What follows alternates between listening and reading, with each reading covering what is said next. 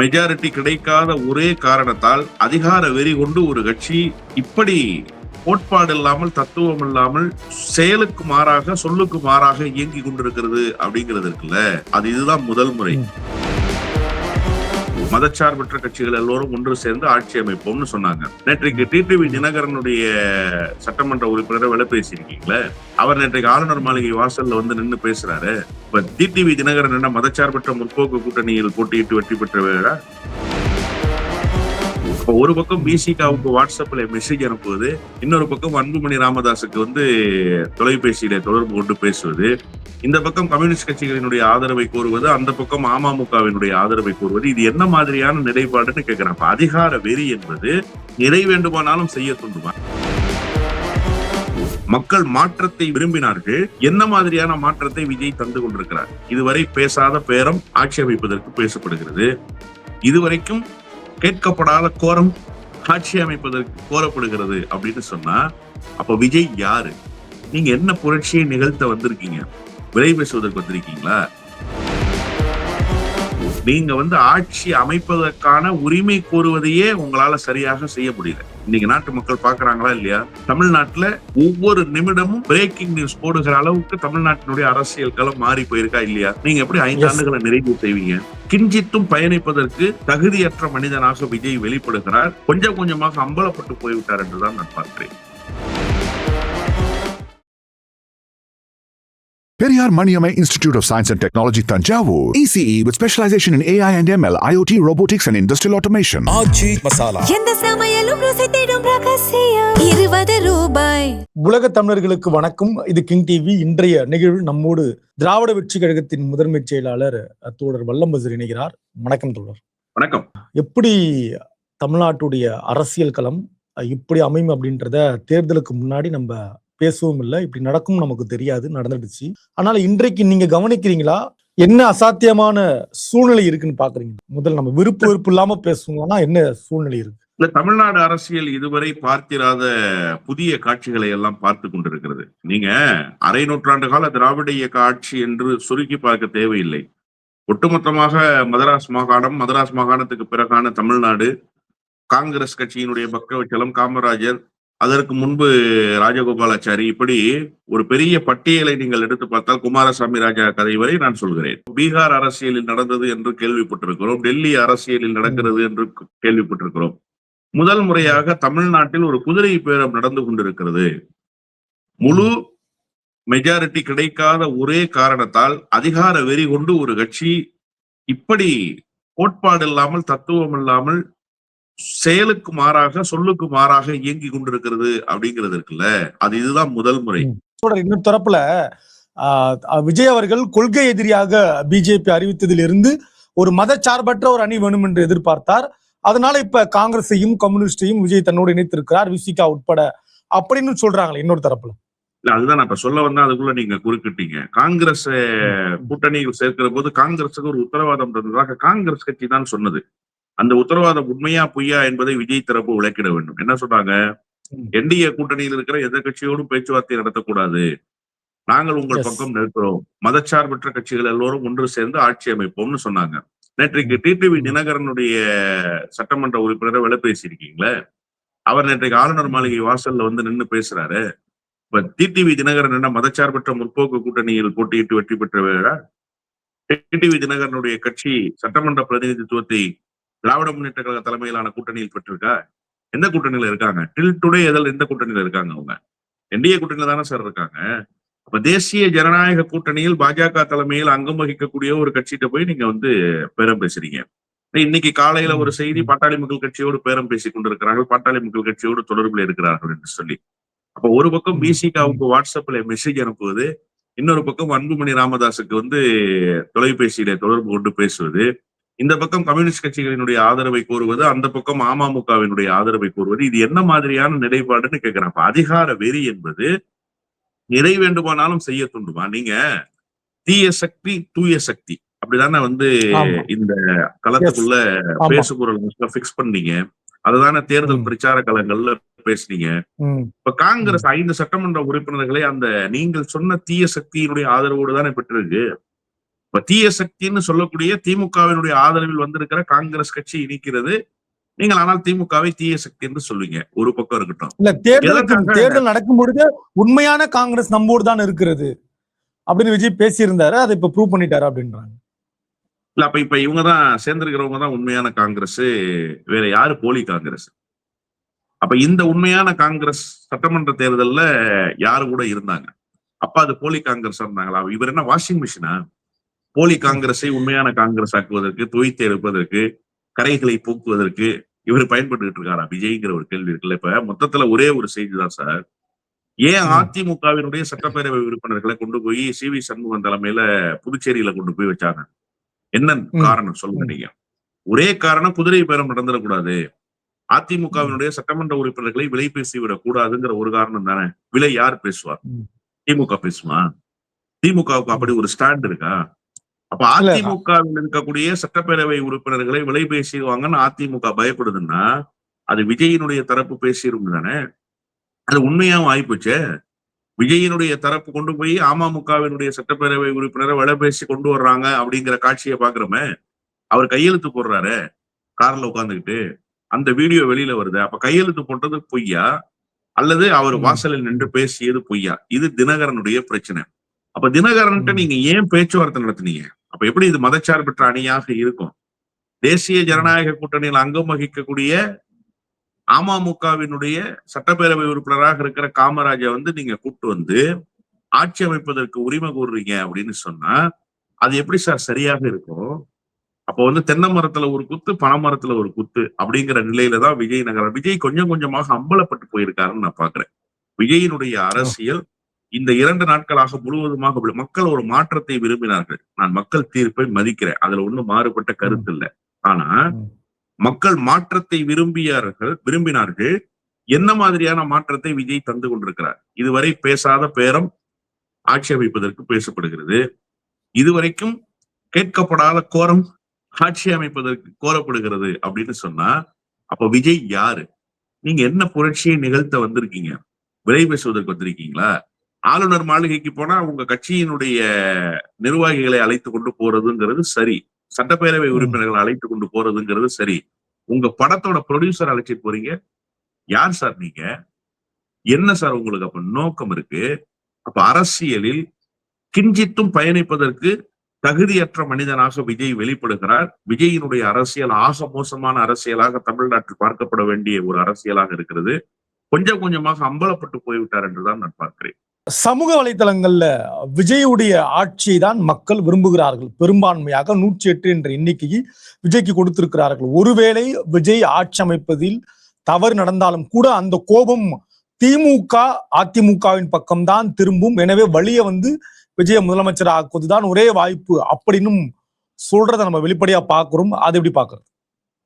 இல்ல, திமுக இதுல எங்காவது ஒரு இடத்துல ஆட்சி அமைக்க விடாம தடுப்பதற்கான வேலையை செஞ்சாங்களா?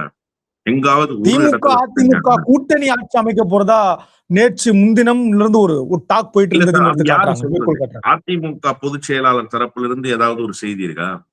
அதிமுகவிடமிருந்து அதிகாரப்பூர்வ தகவல் இருக்கா? இல்ல திமுகவுடைய தரப்பிலிருந்து அதிகாரப்பூர்வ தகவல் இருக்கா? யாரு சொல்றது? இல்ல இல்ல ஒரு நிமிஷம் நான் சொல்றேன் கேளுங்க. விஜயினுடைய தரப்பு அதை சொல்லிக் கொண்டிருக்கிறார்கள். ஜோதிமணி போன்றவர்கள் அதை பேசு பொருளாக்கி இருக்கிறாங்க. அப்ப விஷயம் எங்கிருந்து கசிகிறது, எங்கிருந்து பேசு பொருள் ஆகுதுன்னு உங்களுக்கு புரியுதா? இப்படி ஒரு டீம் இருக்கு, இது மாதிரி ஒரு களம் அமைய போகுதுங்கிறத விஜய் தரப்பே வெளிப்படுத்துறாங்க. விஜய் தரப்பு வாந்தி எடுத்ததை எடுத்து தட்டில் வைத்துக் கொண்டு சுற்றி கொண்டிருக்கிறார் ஜோதிமணி. அப்ப நீங்க திட்டமிட்டு அந்த செய்தியை பரப்புறீங்க. அப்படி ஒரு செய்தியே இல்ல, அப்படி ஒரு பேச்சுவார்த்தையே இல்ல. ஆனா 2 கட்சியும் சேரப்போகுது அப்படின்றீங்க. தேர்தலுக்கு முன்பு 2 கட்சியும் சேர்ந்து விஜயை எதிர்க்கும்னு நீங்க தான் பேசுறீங்க. இப்ப 2 கட்சியும் சேர்ந்து விஜயை எதிர்க்க போறதா சொல்றீங்க. திமுக எந்த சலசலப்புக்கும் ஆளாகல. திமுக சலனமே இல்லாம ஒரு நதி போல போயிட்டு இருக்கு. விஜயை ஆட்சி அமைக்க அழைக்கணும்னு அறிக்கை விடுத்தது யார்? அறிக்கை விட்டது யாரு சார்? அப்புறம் அவருக்கு என்ன நோக்கம் இருக்கு? இன்னொன்னு 6 மாதம் அவர் எப்படி அரசு நடத்துறாருன்னு பாப்போம்னு சொன்னது யாரு?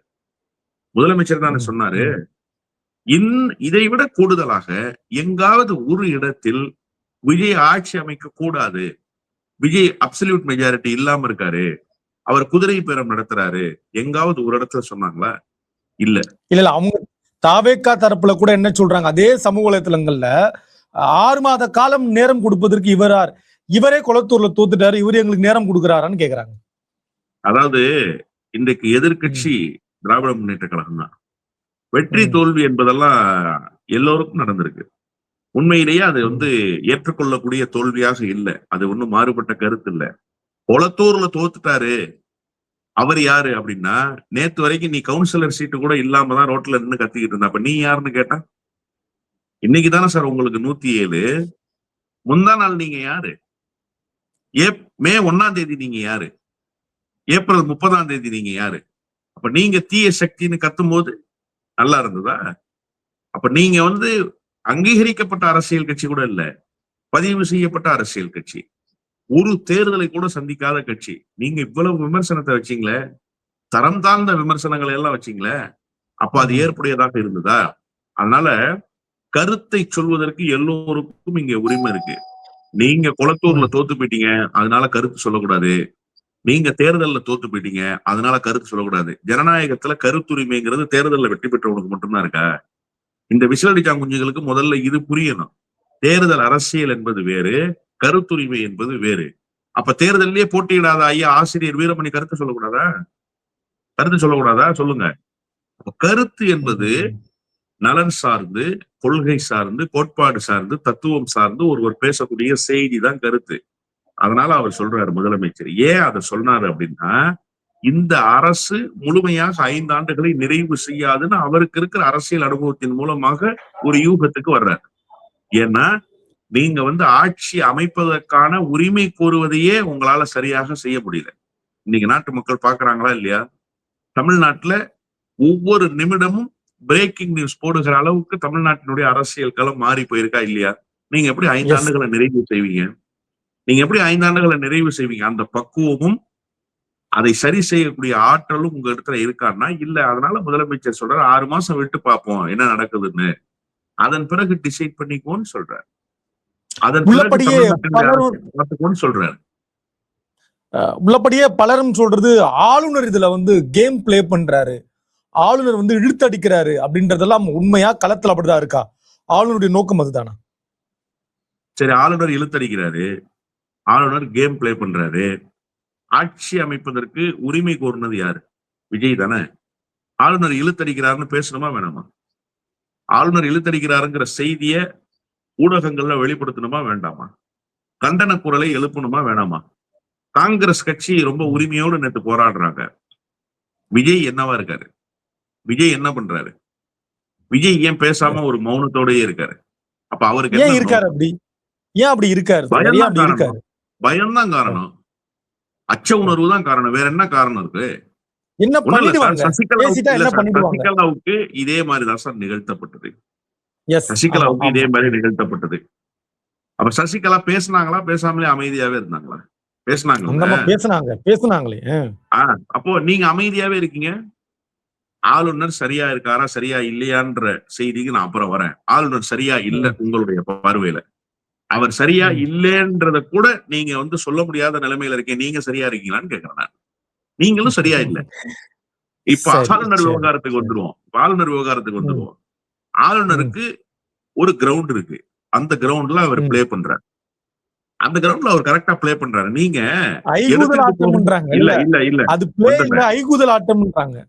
இல்ல முதல்ல ஆளுநர் கிட்ட நீங்க போகும்போது சரியா நீங்க போனீங்கன்னா, உங்ககிட்ட இருக்கிற எம்எல்ஏக்களினுடைய ஆதரவை எடுத்துக்கொண்டு நீங்க போகாம நீங்க காங்கிரஸையும் சேர்த்து கொண்டு போனீங்க. அப்ப கூட்டணிக்கு வந்ததற்கு பிறகு உங்களுக்கு மெஜாரிட்டி இல்லைன்னு அவர் அறிவுறுத்துறாரு. அப்படித்தானே சொன்னாரு அவரு. நீங்க கூட்டணியினுடைய கணக்கை காட்டியதற்கு பிறகும் உங்களுக்கு மெஜாரிட்டி இல்லைன்றாரு. அவருக்கு என்ன தெரியும்? நீங்க 20 கோடி ரூபாய் கையில கொடுத்து ஒரு ஆளுகிட்ட பேசிட்டு இருக்கீங்க, 50 கோடி ரூபாய் கையில கொடுத்து இன்னொரு ஆள்கிட்ட பேசிட்டு இருக்கீங்கன்னு அவருக்கு தெரியுமா? அவருக்கு தெரியாதுல்ல. அதனால அவர் கேட்கிறாரு, அப்ப கூட உங்களுக்கு மெஜாரிட்டி இல்லையேன்றாரு. அப்புறம் நீங்க என்ன பண்றீங்க? ஆளுநரை போய் ஏமாத்துறீங்க. ஐயுஎம்எல் எனக்கு ஆதரவு கொடுத்துருச்சுன்னு நீங்க சொல்றீங்க. ஐயுஎம்எல் உங்களுக்கு ஆதரவு கொடுத்துச்சா? அமமுக எங்களுக்கு ஆதரவு கொடுத்துருச்சுன்னு நீங்க போய் சொல்றீங்க. அப்ப இதெல்லாம் ஆளுநரை ஏமாத்துற வேலை இல்லையா? அப்ப ஆளுநருடைய நிலையிலிருந்து நீங்க யோசிங்க. ஆளுநர் தேவையில்லை சார் நமக்கு. ஆளுநரை நம்ம எதிர்க்கிறோம் சார், அந்த முறை வேணான்னு சொல்றோம் சார், அது வெள்ளக்கார முறை, அந்த முறை இப்ப இங்க தேவையில்லைன்னு நம்ம சொல்றோம், அது வேற. ஆனா சரி அவருடைய நிலையிலிருந்து நம்ம யோசிப்போம். நீ பொய் சொல்லுவ, பித்தலாட்டம் பண்ணுவ, டாக்குமெண்ட்டை சரியா எடுத்துட்டு வராமையே வருவ, நீ ஆனா நான் ஃப்ளோர்ல நிரூபிச்சுக்கிறேன், நீ என்ன ஆட்சி அதிகாரத்துக்கு கூப்பிடு அப்படின்னு சொன்னா, ஆட்சி அமைப்பதற்கு கூப்பிடு அப்படின்னு சொன்னா அவர் எப்படி கூப்பிடுவாரு? அவரை ஏமாத்திட்டா அவர் ஒத்துக்குவாரா? அந்த வேலையை என்ன தான் விஜய் திடீர்னு செய்யறாரு. வல்லம் பசீர் டோனும் பாண்டே டோனும் ஒரே மாதிரி இருக்கு எங்களுக்கு பாக்குறவங்க. நீங்க சட்டம் பாண்டேக்கும் ஒண்ணுதான், வல்லம் பஷீருக்கும் ஒண்ணுதான்.